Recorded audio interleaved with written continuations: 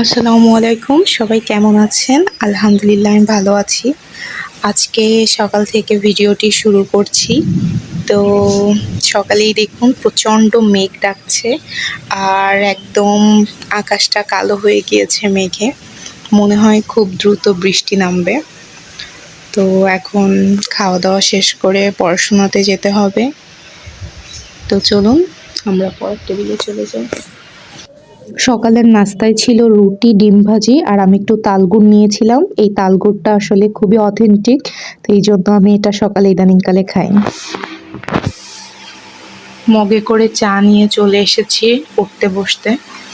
তো আমি হচ্ছে চাটা খেতে, খেতে সবসময়ের জন্য পড়ার টেবিলে চলে আসি। কারণ আমার কাছে মনে হয় ঠিক নাই, অ্যাকচুয়ালি এটাই হয়।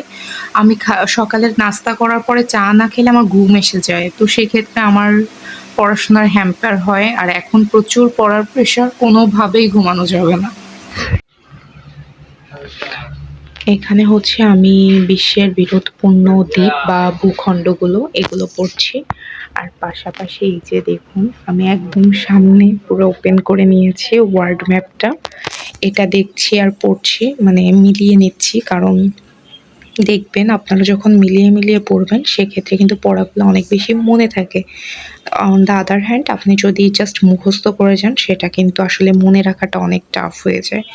তো এটা হচ্ছে আপনারা মানে আমি জানি অনেকেই করেন। তারপরেও যারা করেন না তাদের উদ্দেশ্যে বলছি যে এই ওয়ার্ল্ড ম্যাপ আর বাংলাদেশের ম্যাপ, এই ২ টা ম্যাপ চেষ্টা করবেন একদম টেবিলের সামনে রাখতে।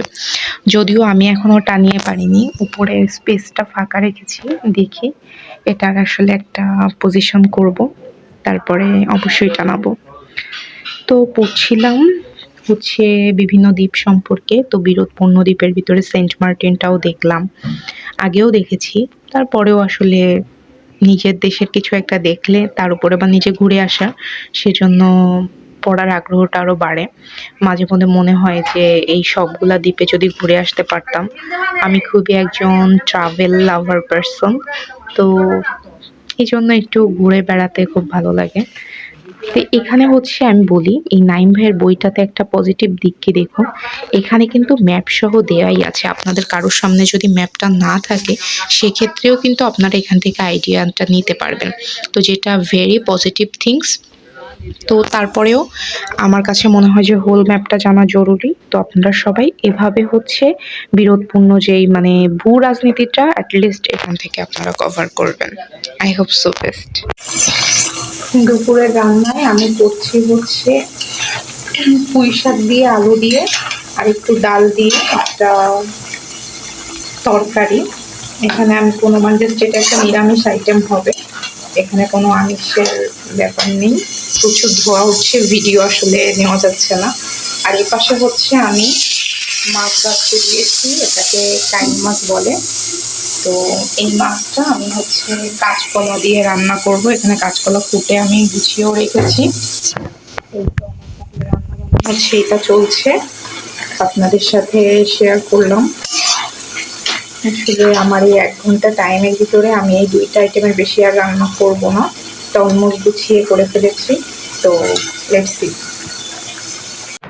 আমার হচ্ছে লাঞ্চ রেডি। তো আমি এখানে দেখি ফার্স্টেই আছে, এটা হচ্ছে কাইন মাছ দিয়ে কাঁচকলা দিয়ে আমি কাঁচকলার ঝোল করেছি। এখানে হচ্ছে আমি ওই যে আপনাদেরকে রান্নার সময় একটু দেখিয়েছিলাম পুঁই শাক দিয়ে আলু দিয়ে আর ডাল দিয়ে একটা চচ্চড়ি। আর একটু আগেই হচ্ছে পাশের বাসা থেকে ভাবি উনি তিহারি দিয়ে গেলেন।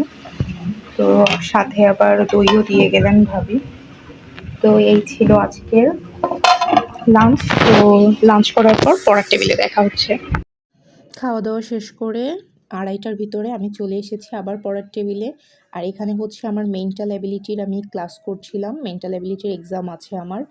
তো আমি এটা নিয়ে একদমই টাইম ওয়েস্ট করছিলাম না। আর আমি তো আগেও বলেছি মেন্টাল অ্যাবিলিটি বা ম্যাথ এগুলো হচ্ছে আমি একটু ক্লাসটাকে ঝালাই করে নিই তারপর। আর এটা হচ্ছে আমি একটানা বিকাল ৫টা পর্যন্ত পড়ার পরে আমি হচ্ছে ইদানিংকালে একটু হাঁটা শুরু করেছি আমার পাশের বাসার ভাবির সাথে। তো আমি হচ্ছে ৫টা বাজার পরে আমি নামাজটা পড়ে আমি হচ্ছে ভাবির সাথে হাঁটতে বেরিয়ে যাই। তো এই রাস্তাটা এত সুন্দর ছিল, মানে অ্যামেজিং। তো তো এই ছিল আমার হাঁটাহাঁটি। তারপর সন্ধ্যাবেলায় এসে আমি মোটামুটি ১ ঘন্টা হেঁটেছি। ৬টা বাজে আমি একটু মোমো মেক করে নিয়েছিলাম। তারপর হচ্ছে নামাজ পড়ে ওটা স্টিম করা হওয়ার পরে মোমো খাওয়ার পরে মোটামুটি আমি আবার পড়তে বসে গিয়েছিলাম।